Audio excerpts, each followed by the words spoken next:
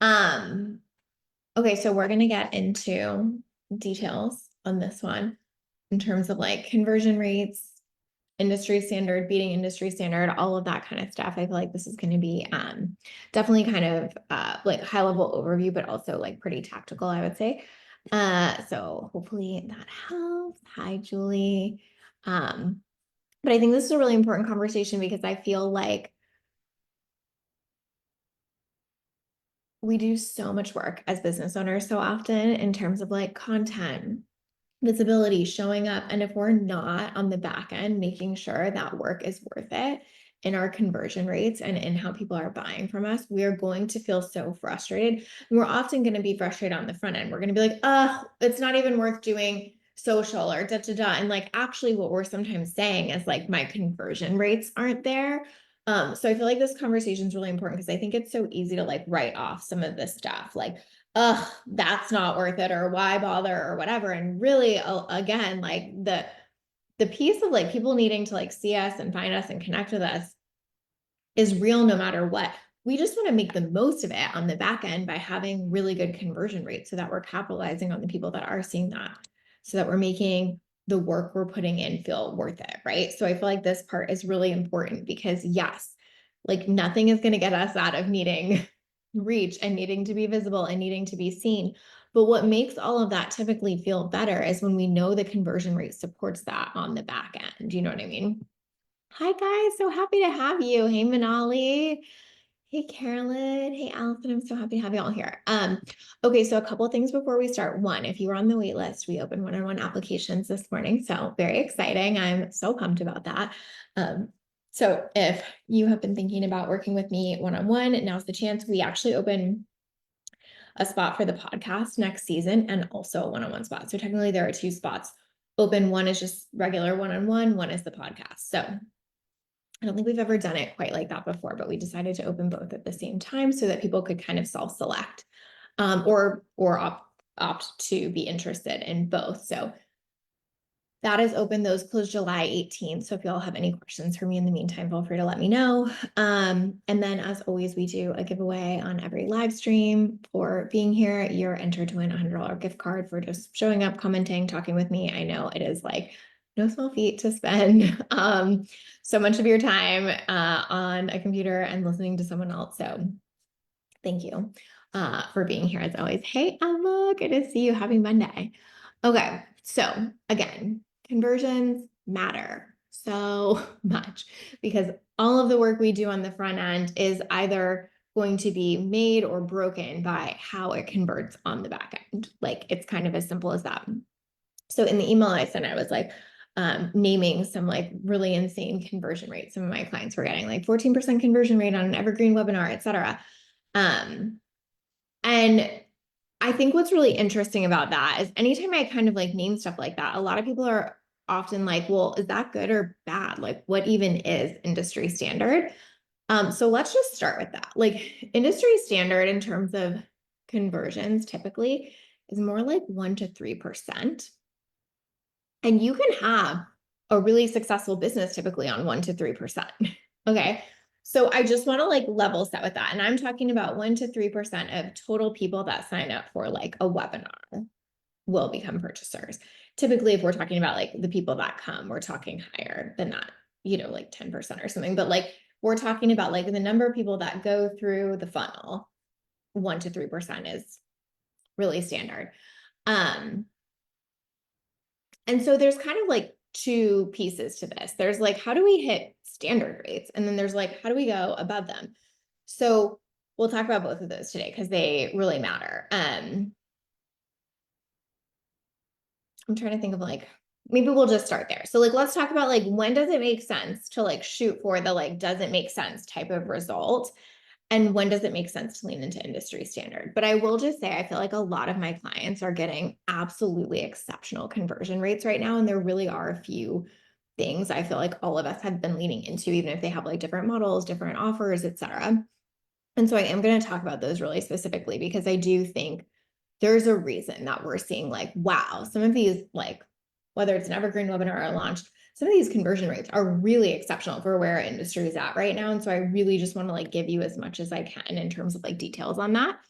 Hey Lacey, happy Monday. Carolyn said I've seen a lot of people who think they're going well when actually their conversion aren't going well when actually their conversion rates are great. Exactly. And I think that can be really frustrating too. So I feel like sometimes people think like they should be converting at like 40% or something, and then they're always frustrated. Um, and that gets really hard too, because you end up changing a lot of things that aren't broken. So that's kind of why it's really helpful to know what some of the standard is and to know when you should shoot for the standard or when you should shoot beyond. So for me, I'm almost never saying to a client, hey, let's go way, let's aim for way beyond standard for a couple reasons. One, I think that can get frustrating really quickly, just to be honest. Two, it's not required to build a really successful business. And three, if every one of our metrics isn't already at a high standard, like at the high end of the standard range, we really shouldn't be trying to shoot so far above it on any one metric until all of it is stabilized. So what I mean by that is like, we want to see every piece of this working. So let's just use like an evergreen webinar as a thing. We want to know our landing page is converting at the high end of industry standard. We want to know our show up and, watch rate is at the high end of industry standard. We want to know that our click rate to the sales pages. We want to know our sales page views are. We want to know our clicks to checkout are. We want to know our checkout pages. I don't even know how many things I just named, 6 maybe. So we really want to make sure all 6 of those are functioning really well, because if they're all within standard and some are at the high end, you are going to be able to scale the shit out of that. Okay. Like that's all, like you're good, chasing something so far beyond that, it doesn't necessarily help you scale better. It's almost like you're kind of like tipping the funnel in one direction or another. Like you could focus a ton on traffic and oh my God, what am I trying to say? You could be focusing a ton on traffic, but if your conversion rate isn't like matching that, you just like tipped the scales. Does that make sense? Like you're not actually helping it overall. Overall, we want it to be growing. And so that's why it's really important to be like, overall, are we within like a pretty standard range here? If we are, it's mostly just about scaling. And sometimes through scaling, things get better and better and better. In terms of like, I mean, sometimes your conversion rate will go down as you put a ton of people in your funnel, but I mean, things will get better in terms of performance overall, your ability to scale, your overall revenue, your overall outcomes. So that's what I would say first. Carolyn said watch rate. Exactly. Everyone forgets about that metric. You have a webinar about how well is it converting. Exactly. It's like, well, are people even watching it? Or sometimes people will be like, well, I should just redo my whole webinar. I'm like, well, let's make sure people are even getting there and watching it before you take all of this time to go redo the webinar. So totally. So anyway, that's my first point is like, yes, we can go beyond it. I will talk about ways to do that, but don't worry so much about that unless everything's where you want it to be. Do not discount how important that is and how much that gives you a scalable business. I think sometimes we like to be like the outlier. I know I've had that in my business before, where I like really want to be the one like doing it different or something, or like, getting this metric that no one else is getting or whatever. And I had to let go of that so early in my business because it was working against me so hard. Instead of just being like, oh, okay, well, like everyone's doing challenges, right? That was back then. Everyone's doing challenges right now because that works really well. I'll just do a challenge. I was like, what if I did something totally different and could get like an amazing conversion? Like, what if I could get all of this to like industry standard? Because I know that's what really works and I know that's what makes it scalable. Like that's how you're going to create most of the success that you want. Hey, Jess, it's so good to see you. Or I guess I'm not seeing you, but you know what I mean. So good to have you here. So keep that in mind. Everything I'm going to talk about is obviously going to help you get to standard too. So it's not to say like, oh, ignore everything else I'm about to say if you're not already there. It's just to say, don't go try to shoot way, way, way past that and then give yourself a hard time for it. Be like, I want all of this performing at a certain level because that's when I know I can really take my business to the level I want it to. Okay, so let's talk about like just what's making or breaking conversion rates as a starting point. Obviously all the basics are there. I'm not going to get into that today a ton because I think, we know that and that's maybe a conversation for a different time, but like we need a good offer. We need a clear promise. We need good messaging that communicates that. Like, Of course, all of that is going to impact if people buy from you, like standard, you know? But what makes or breaks it beyond that, in my opinion, what I'm seeing over and over again is how connected and in trust your people feel with you. It's as simple as that. Like, do they feel that true connection and trust built with you? What is the relationship like you have with them? Because you could have the most clear promise in the world. And if they don't have that trust and relationship, they're going to be hesitant to buy, or they're going to buy from someone else who has that same promise that they feel a stronger connection with, right? Our industry is saturated more than it's ever been, and will probably continue to be more and more saturated. So what sets us apart once we have that very clear promise is going to be, why are they buying from me?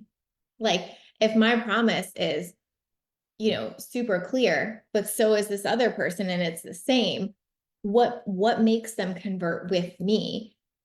That's what it is. How much do they trust you? How much do they feel connected with you? And I honestly think this pisses a lot of people off right now. I would be so curious if you guys have experienced or see the same. I think a lot of people don't want it to be about that.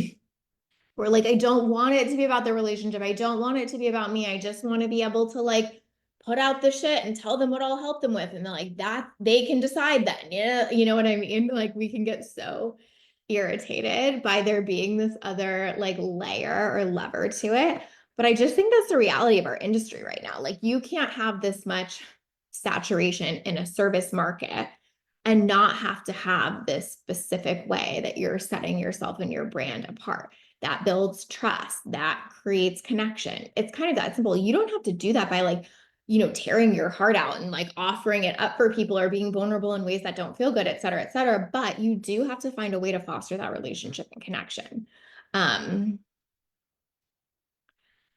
Megan said, how connected and in trust they feel with you. 100%. Yes. Jess said, why are they buying with me? Really, because they like me. But yes, it pisses people off for sure. Right. Like, I think that's so true. Lacey said, I don't think piss, but it can be frustrating to figure out how or take the time to build connection. Yeah. I think that's true. Maybe pissed is like not the most generous terminology there, but I do think it can be like, but how do I make this a thing? And I feel like that piece of the conversation is a little bit what I want to get into today too. Rebecca said, honestly, I see it kind of everywhere, not just in our industry. Like, why does Trader Joe's give my toddler stickers? Exactly. It's so true. Or even like, if you look at how these like big accounts like comment on TikTok or how they engage, they're really trying to take on this like relationship and persona, like Taco Bell commenting or whatever, as like a person almost, right? Like, we are really in this phase of personal connection, relationships, etc. I think Jess has a good point too. I think people feel like it's a popularity contest kind of thing, right? And that definitely can be frustrating. We're like, I'm good at what I do. Like, yeah, maybe I meant Wendy's. Maybe Taco Bell does it too, but exactly. I think people can really get frustrated in that, like, I'm good at what I do. Why does there have to be so much more than this? Why do I have to be like performing on Instagram? And I think that's a real frustration. Like, I'm not saying it like we shouldn't be pissed off at this. I'm just saying, like, I think it pulls people away from seeing that this is just a strategy that works right now. And in some ways, it's sort of like a neutral thing that we can figure out. Nikki said, if there's a gap, it can be triggering to have to actually be the person you say you are or want to be. Well, damn, Nikki, you should write a post about that. That's very good.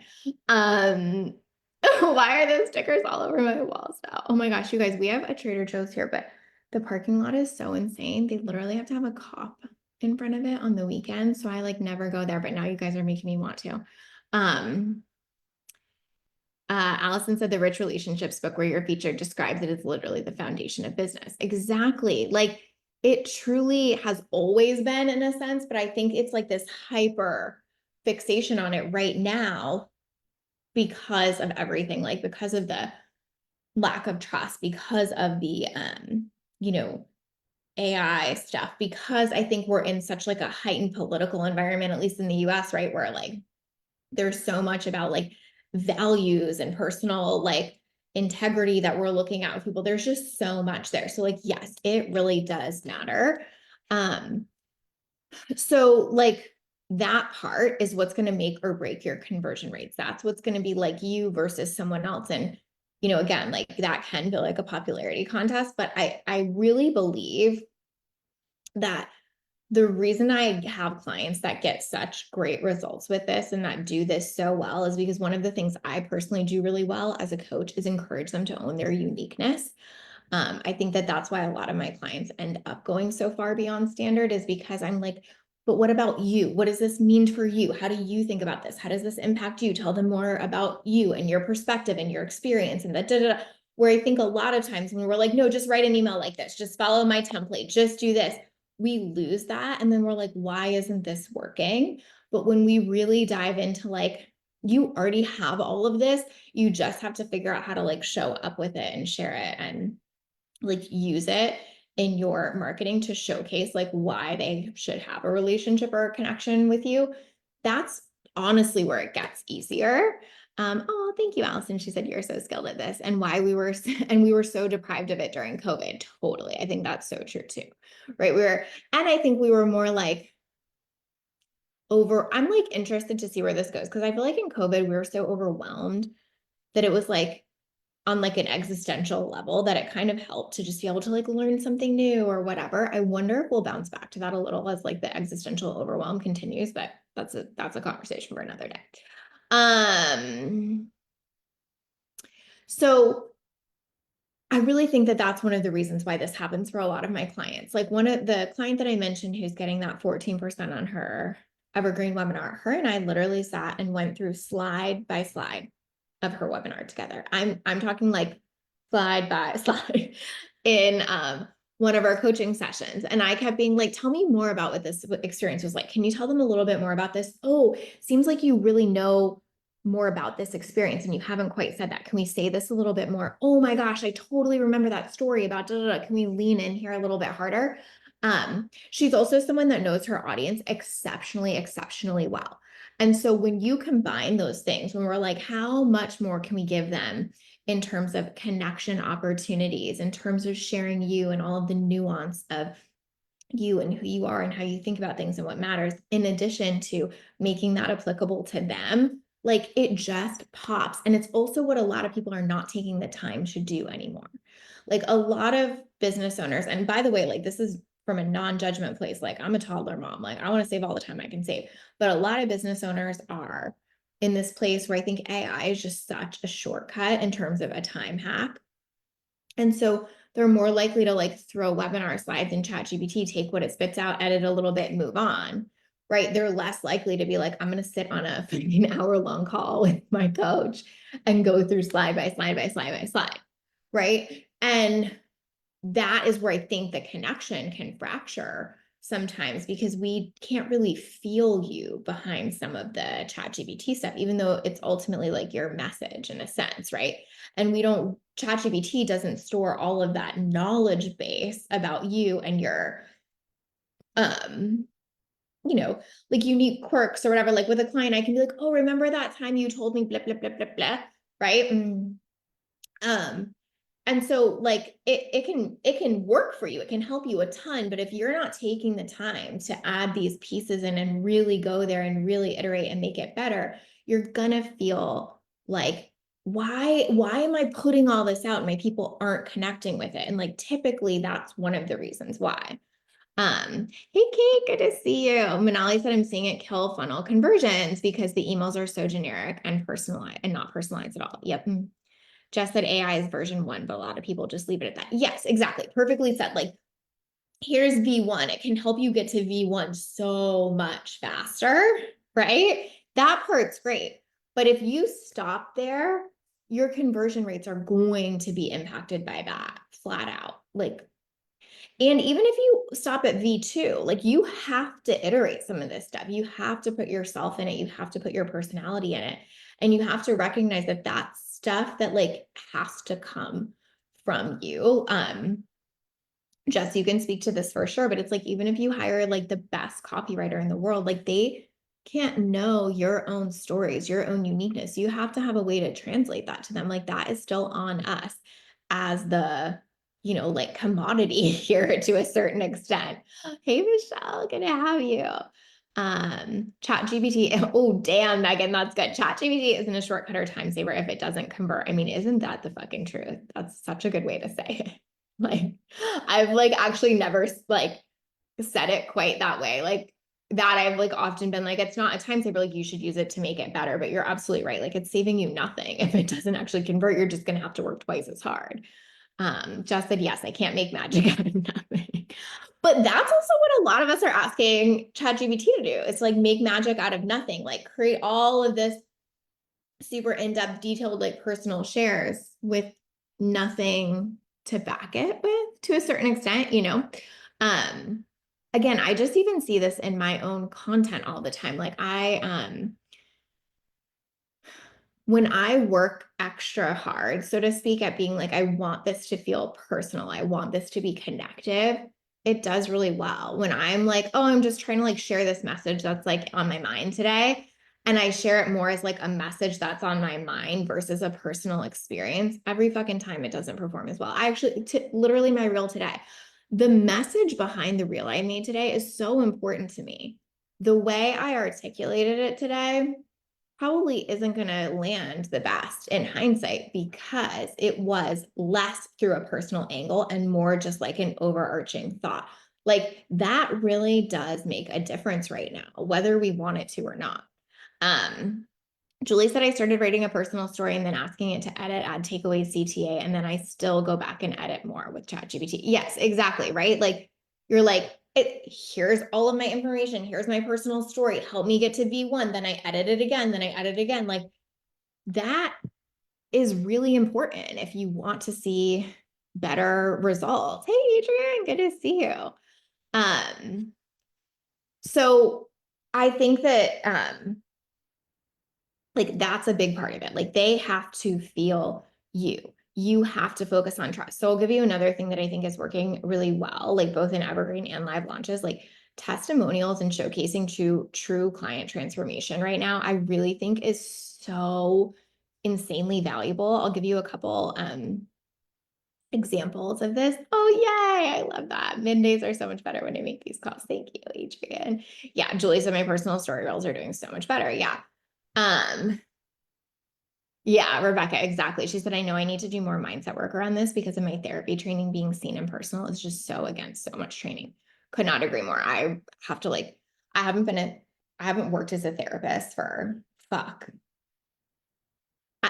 10 years maybe. And I still have to like, that's why I said when I have to do that extra work to put myself in it, it still takes extra work for me because of that conditioning to like decenter yourself. Right. But like, okay, so the client testimonials stuff.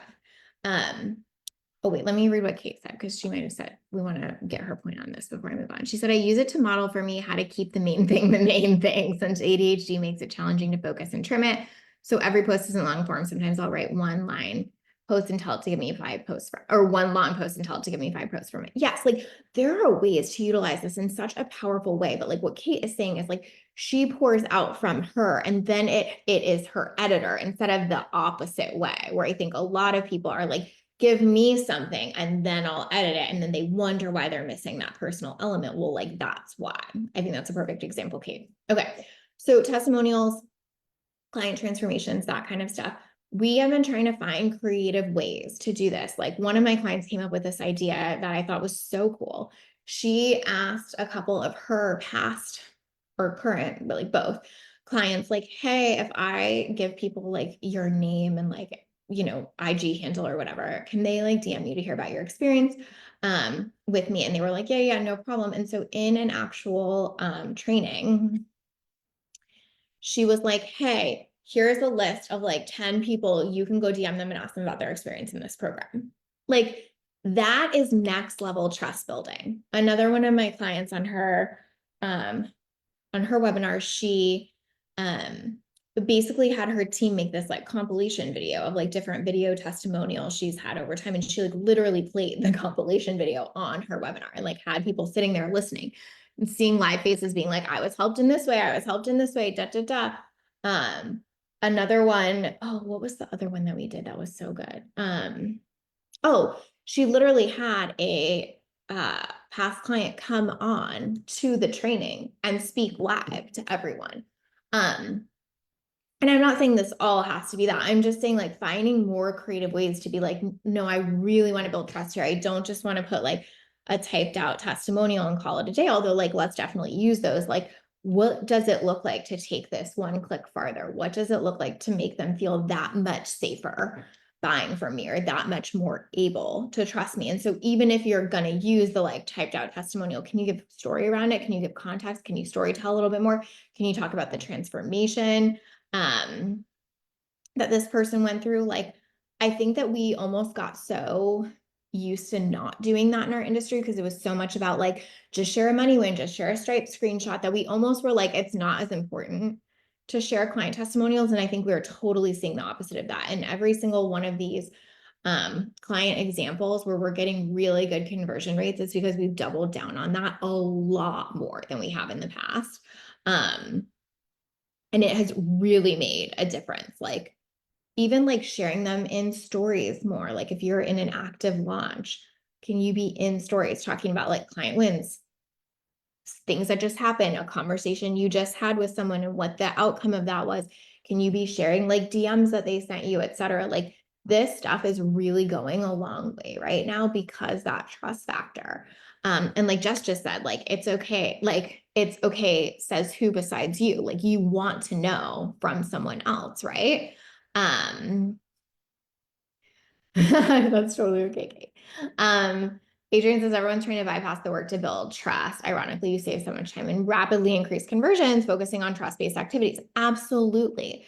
Like, I think it's so easy to be like, oh yeah, I'll get testimonials another time. Or like, like, I don't want, like, I feel like there was this narrative in our industry for a while that I will try not to talk about right now for very long because it'll piss me off and I'll get on a soapbox. But like, that was basically like, don't get like, no client that's asking for referrals from other clients is a good client for you. That means they're like outsourcing their power to you, or they're not ready enough or whatever. And like that is such old like energy and an old mindset that is like not translating to sales in our space right now. Like, they do want to hear from past clients, they do want to know the transformation story, they do want real evidence, and they want a reason to say, oh, I don't just trust you, I trust all of these people who are saying this experience was, amazing, or gave them this or that. Like, that really matters.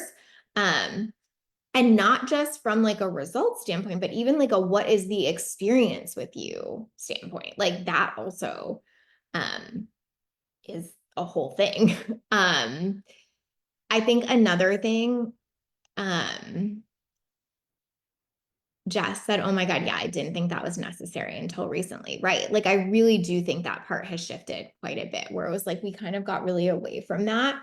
And I think we're swinging very far back to that. Like, I recently edited a client's whole funnel, and like, the vast majority of my commentary to her was a very strong funnel, but I was like, where are our client results? Why aren't we talking about clients more? Where are our screenshots? Why aren't we talking about client results more? Da, da, da, da. Like, that poor girl, she probably went through that whole fucking thing and was like, I get your point, lazy. You said this 17 times, but like, it's true.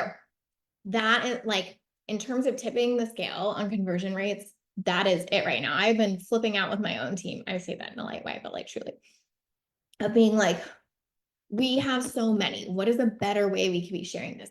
How can we be getting this out there more? How could we be on top of this a little bit better? Da, da, da. Like, I really think it matters. Another thing that I think matters, and I want to be like, really, it's driving me crazy. I want to be really careful to say that there's a lot of nuance to the next thing I'm about to say, but I think people truly need to feel like what your values are, or get a sense of what your values are. This does not mean like you need to go talk about politics or anything like that. Like, I truly do not believe that there's like a right version of this for everyone. Like, some people are going to talk about it, some people aren't. But I do think we're in a very heightened time where people care if you have aligned values more than ever. And that's part of what builds safety and trust for them. And so if you are never sharing things that matter to you, if you're never showcasing your values in any real way, if you have an entire webinar and funnel sequence where I can't really get a sense of like who you are and what matters to you as a person and where your values really lie, I don't have that trust, right? It's like, think about it from like a, dating perspective. Like, I want to know that if I'm getting serious with a person, we have aligned values. It doesn't mean we are perfect on everything and we like think the same way about every single thing, but I certainly want to know that there is alignment in our values because that is going to matter in terms of like our ability to build a stronger relationship from there. So again, like my point is not like, now go talk about politics everywhere. That is super not it. But it is to say that like I think that even if people aren't so consciously aware of it, there is absolutely an unconscious thing that is happening for almost everyone right now where they care about the values of who they're buying for more than ever, not just because like we want to be values aligned, but because it creates safety. It creates trust, right? So Megan said, literally, this is why my podcast is called Values First Marketing. Yes, exactly. Like it builds safety and trust. And in a like heightened environment, again, like I feel like the political divide in our country is so wide right now. Some ways we build safety and trust in a really uncertain set of circumstances are to make our values known and clear. And so having content that showcases that, not being afraid to speak to your values really directly and openly, including that in funnels, making that matter, making that important. Like I think we used to be too easily able to be like, nobody gives a fuck about that. They only care about how I can help them. That's not true anymore. It's just not. They actually do care. And they believe that your ability to help them is in many ways related to who you are and the values you hold, because there's been so much bullshit in our industry and so many people have been burned, right? So that part matters so much. You have to be finding a way to showcase that. I feel like an example I have of this is one of my clients did this in a really big way. I'll try to be like non-specific here, but I think you guys will get what I'm meaning. She did her launch in a different way than she has in the past because she was like, this thing I used to do doesn't align to my values as much anymore. I want you guys to know where I stand on this. I want you to know my values are, and here's how this is gonna roll, basically. And people loved that.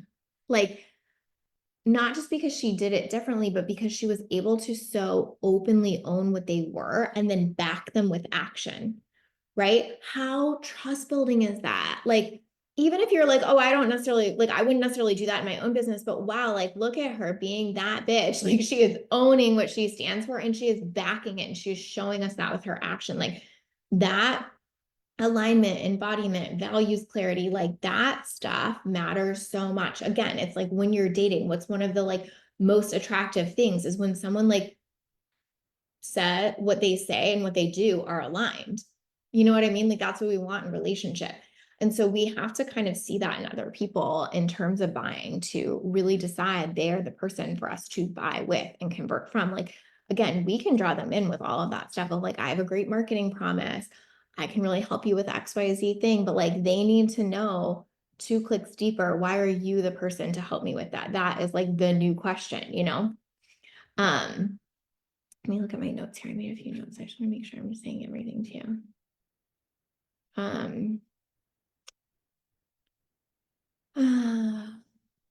Okay. I have another point. Megan said, and when the internet trolls don't agree with your values, it is so much easier to keep moving forward because you know who you are and where you stand, and they aren't a good fit for you anyway. Exactly. Like, I think that's what's exciting about all of this is like when you really do show up in a values aligned way and you're like super clear on that, like someone can say something about it, but you're like, well, like that's like my deepest value. So I don't know what to tell you kind of thing. Like it really does add like a lightheartedness to some of it.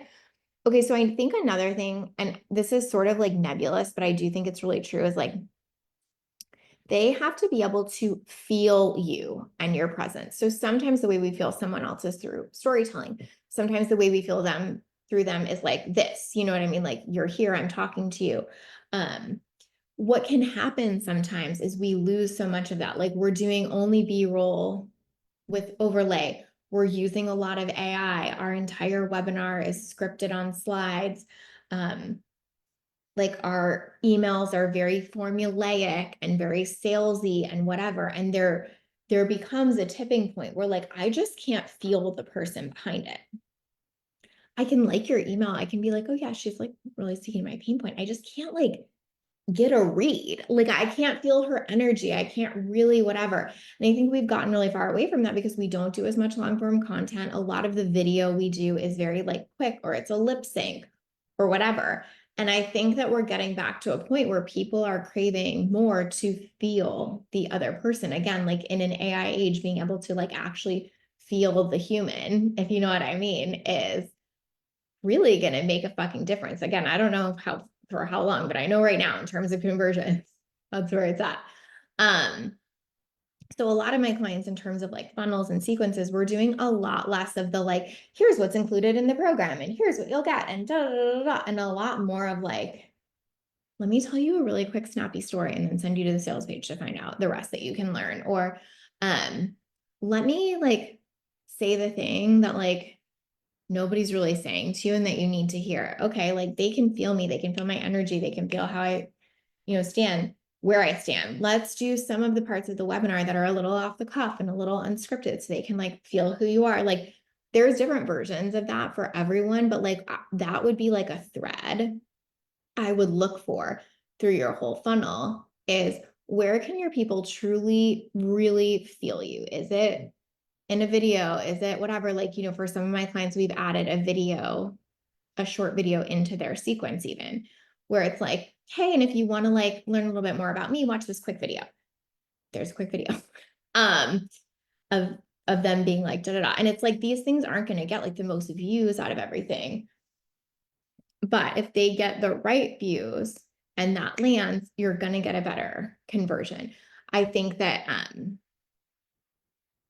why we loved B-roll so much when it kind of first became a thing. It was like such a glimpse into like, oh, I'm like watching that person like, do her hair in the morning or something. It felt more personal. And now I think like, because a lot of that is now kind of like overlaid with like ChatGPT writing, and because then we pulled back from a lot of the other stuff, it's hard to feel that.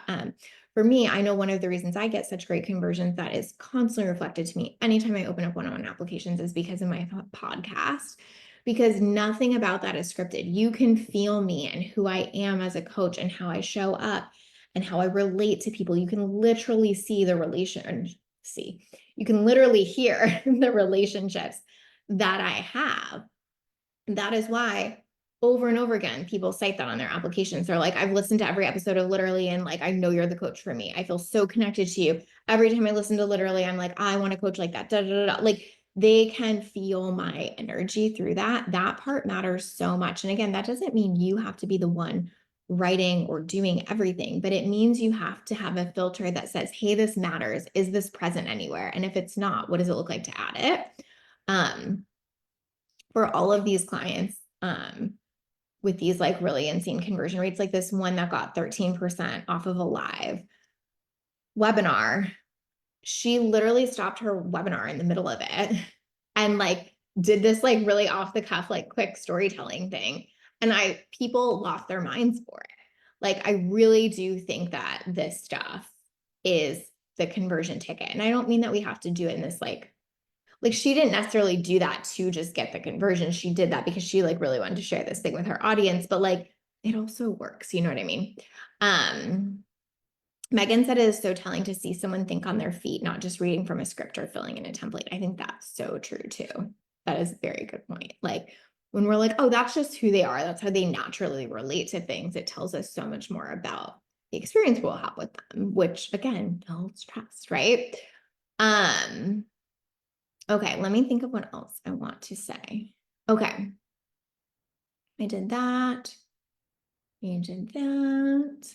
Okay. There's two other things I want to talk about. One is I think them feeling like they know you on a deeper level about something that has nothing to do with business can also be really useful. And it can be very lighthearted. I think this is where people get really stuck, is they think it has to be like so big. Like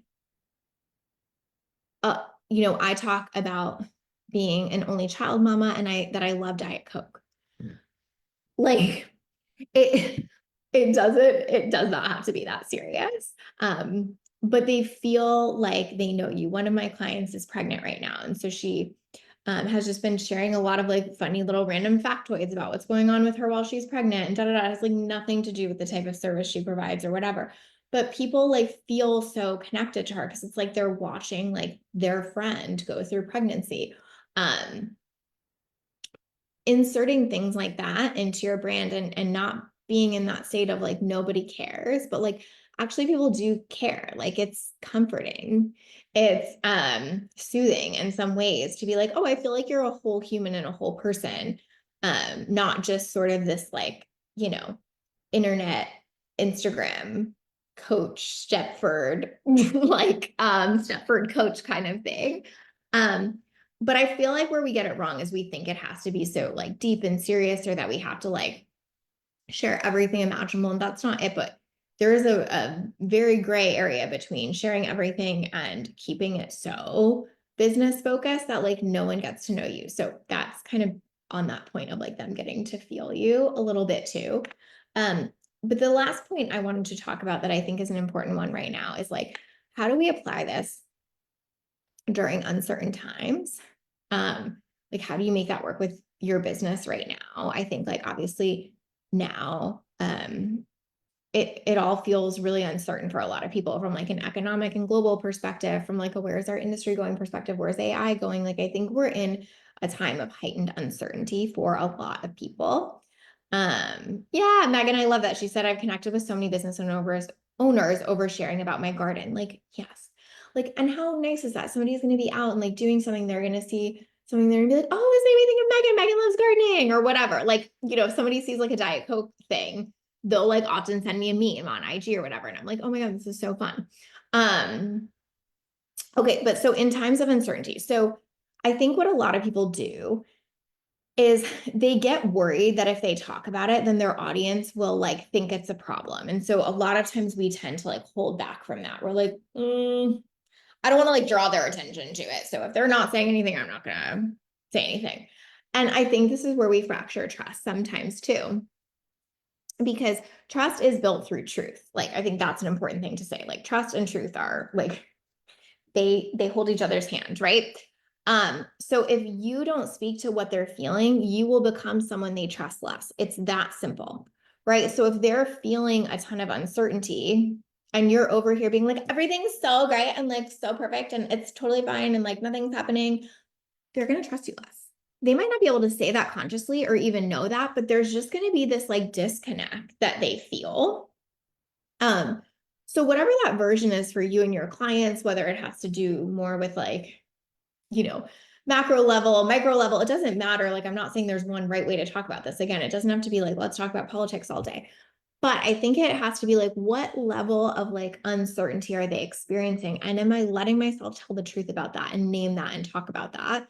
Um, because when I do is when we build trust. I think this is something that I tend to do really well in my brain. I don't know that if I even do it intentionally as much as I sometimes, I'm like very bad at like keeping things in.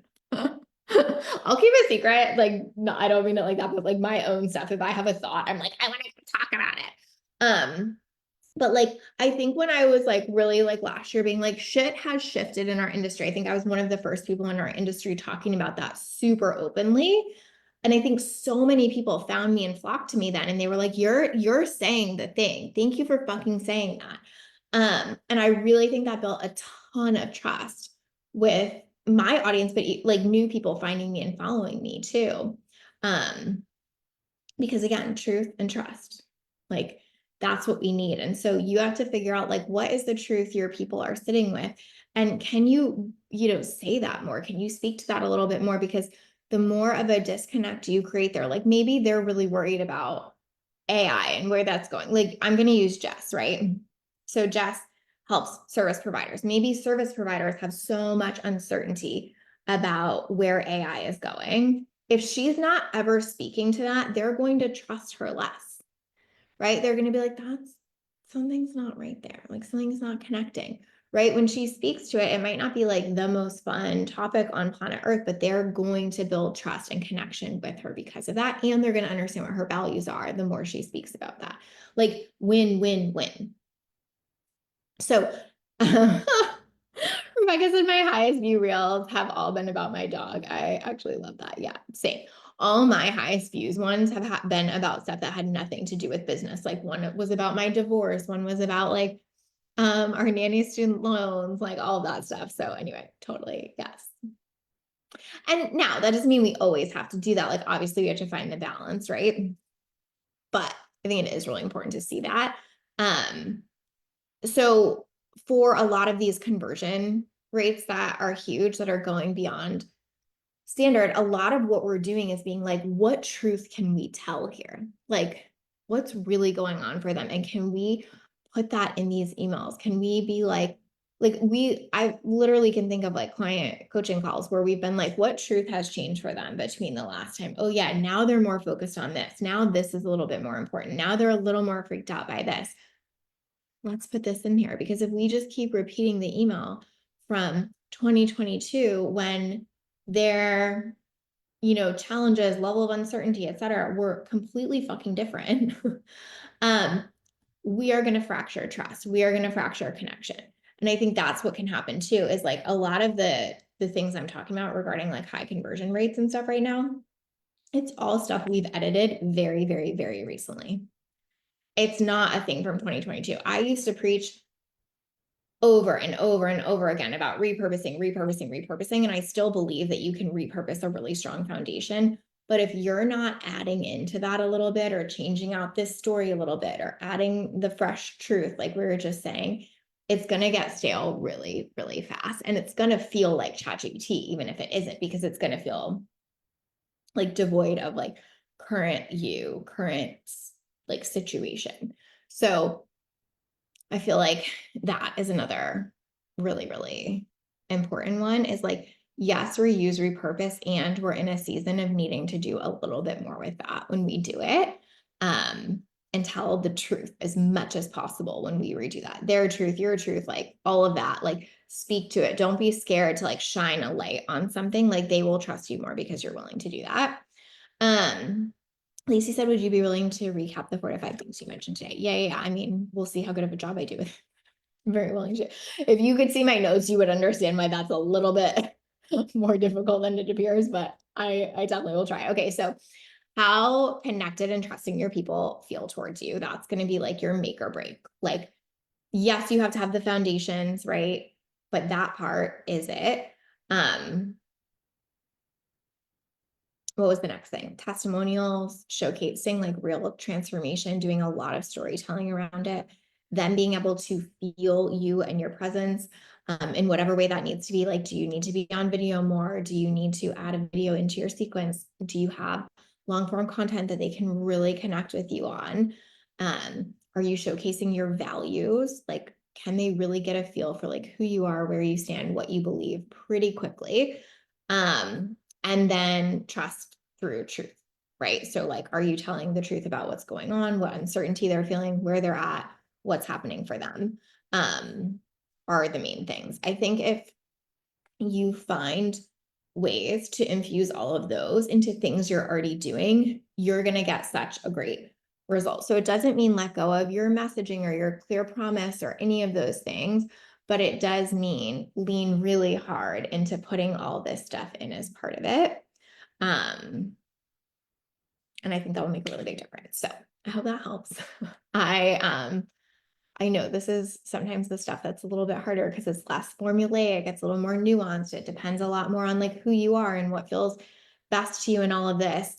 But I do think it's the stuff that stands out right now. So I appreciate you guys being here as always. I hope you have a wonderful rest of your week, and I'll talk to y'all next week. Bye, guys.